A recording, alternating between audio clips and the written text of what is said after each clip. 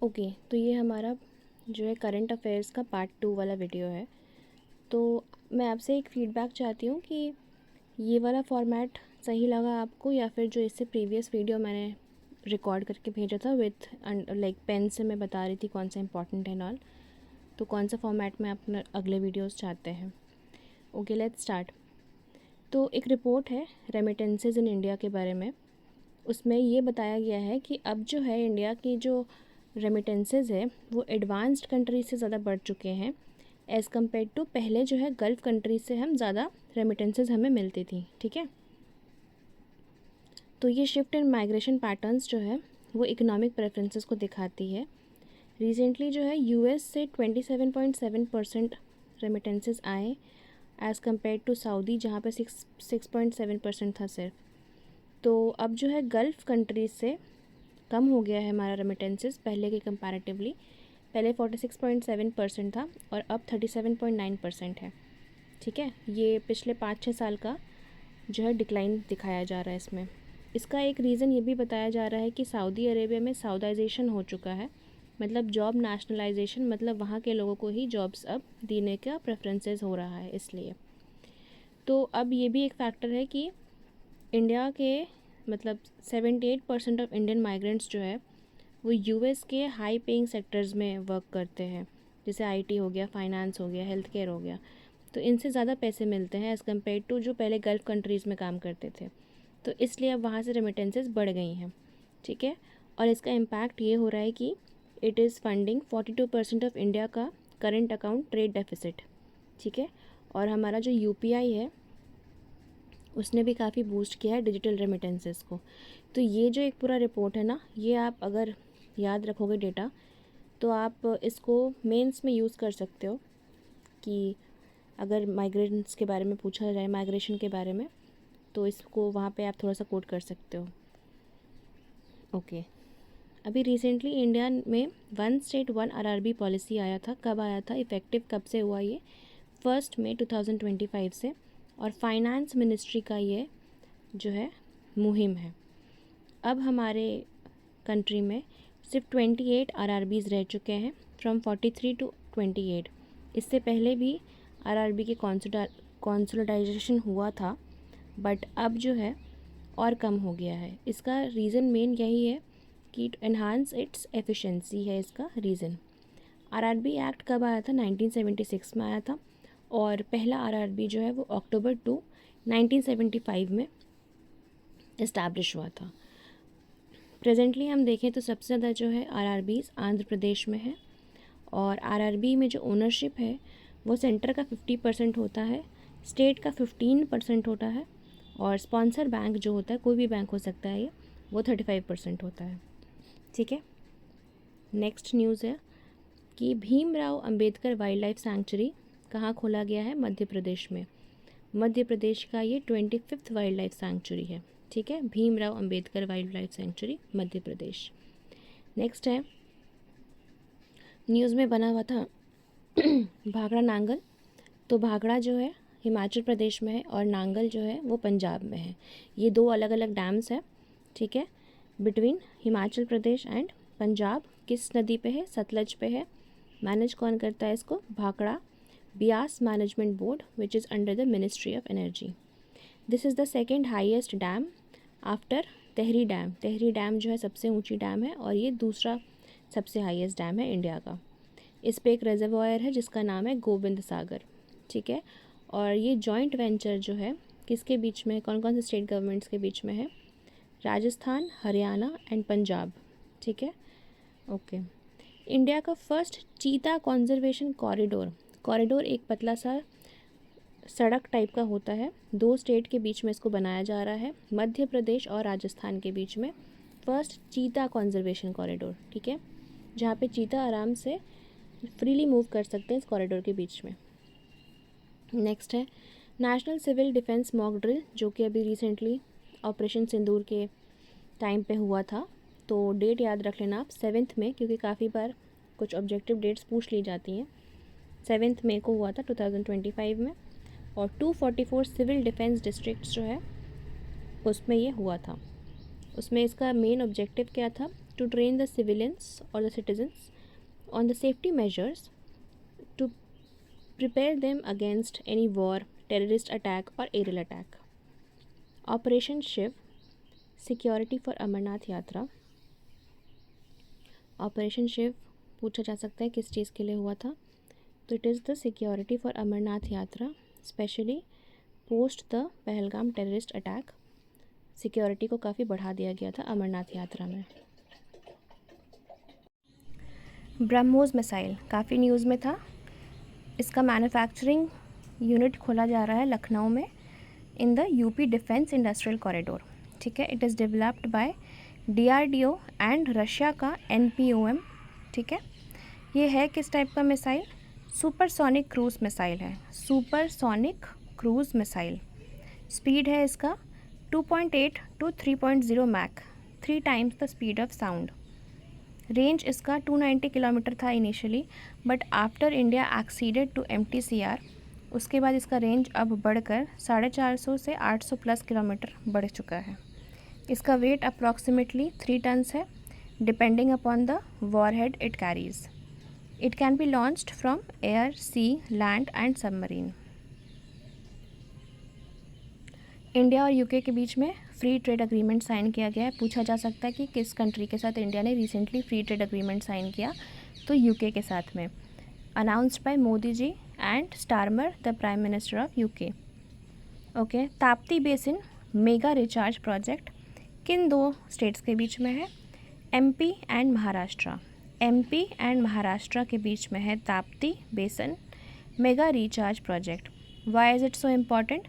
Because ये world का सबसे बड़ा रिचार्ज प्रोजेक्ट है. ठीक है, वर्ल्ड्स लार्जेस्ट रिचार्ज प्रोजेक्ट. और ये 90% जो है सेंट्रल गवर्नमेंट से फंडेड है. अराउंड 19,000 करोड़ इसमें स्पेंड हो रहा है. और इसमें 19.36 TMC जो है महाराष्ट्र को जा रहा है पानी, और 11.76 MP. Not so important, but मैंने बस बता दिया. ओके. नीरज चोपड़ा को रिसेंटली जो है ऑनररी लेफ्टिनेंट कर्नल का पोस्ट दिया गया है टेरिटोरियल आर्मी में. ये एक ऑनररी पोस्ट है जिसमें इनको एक्चुअल सर्विसेज देनी नहीं पड़ती है. ठीक है, नीरज चोपड़ा ने इंडियन आर्मी को ज्वाइन किया था 2016 में एज अ नायब सूबेदार, एंड 2024 में ही बिकेम द सूबेदार मेजर. ठीक है, अब उनको ऑनररी पोस्ट दिया गया है, टाइटल दिया गया है लेफ्टिनेंट कर्नल का. Alright. Operation black forest very important. ये military control over the Karregutta hills है. ठीक है, छत्तीसगढ़ और तेलंगाना बॉर्डर पे ये रहता है. ये जगह, and it was done by the CRPF, Chhattisgarh task force and district reserve guards. ठीक है, ऑपरेशन ब्लैक फॉरेस्ट जो है it is a part of operation Kagar and solution विहारा which is done to eliminate the Maoist activities by 2026. ठीक है, ये हमारा ministry of home affairs का टारगेट है 2026 तक एलिमिनेट करने का माओइज्म को. ओके, ऑपरेशन घोस्ट सिम ये कहाँ पे हुआ? इंडियन आर्मी के Gajraj military intelligence and Assam police के बीच में हुआ. It is against the cyber criminals. Operation ghost SIM is against the cyber criminals जो कि सिम कार्ड को यूज़ कर रहे थे नकली डॉक्यूमेंट्स के सहायता से, और फिर वो टेररिस्ट नेटवर्क्स में इसका इस्तेमाल करते थे. ठीक है, मिज़ोरम जो है इंडिया का फर्स्ट फुल्ली लिटरेट स्टेट बन चुका है, क्योंकि अब इसमें जो 15 ईयर्स से अबव के भी लोग हैं वो भी लिटरेट हो चुके हैं. And the programme is important. Ullas क्या है? New India literacy programme. Ullas new India literacy programme which is run in Mizoram, and it has become the first fully literate state. ISRO ने 2025 को गगनयान ईयर डिक्लेयर किया है. 2025 को गगनयान ईयर. अभी रिसेंटली एक ship accident हुआ था केरला में, जहां इमरजेंसी डिक्लेयर किया गया था because of the oil spill, और ये शिप लाइबेरिया का था. ठीक है, इंडिया और WHO के बीच में एक अग्रीमेंट हुई है about the global recognition of Ayush systems. Ayush क्या है? आयुर्वेद, यूनानी, सिद्ध और होम्योपैथी सिस्टम्स. ठीक है, आयुष इन WHO को अब international classification of health intervention का में डाला गया है, ठीक है। ICHI में अब WHO के आयुष को डाला गया है। कावेरी, कावेरी क्या है? इंडिया का इंडिजिनस जेट इंजन है। What is Kaveri? ऐसे कई बार टर्म्स देके पूछ लिया जाता है कि 4 ऑप्शंस देके कि ये क्या है। तो कावेरी जो है इंडिजिनस जेट इंजन है इंडिया का, डेवलप्ड बाय DRDO, ठीक है। इनिशियली इसको तेजस के लिए डेवलप किया गया था, बट फिर डिसकंटिन्यू कर दिया गया 2008 में, और अब इसको रीडेवलप किया जा रहा है DRDO के डेडली स्टेल्थ UAV के लिए, ठीक है, अनार्म्ड व्हीकल के लिए। अब कुछ फैक्ट्स हम देख लेते हैं वन लाइनर्स के लिए।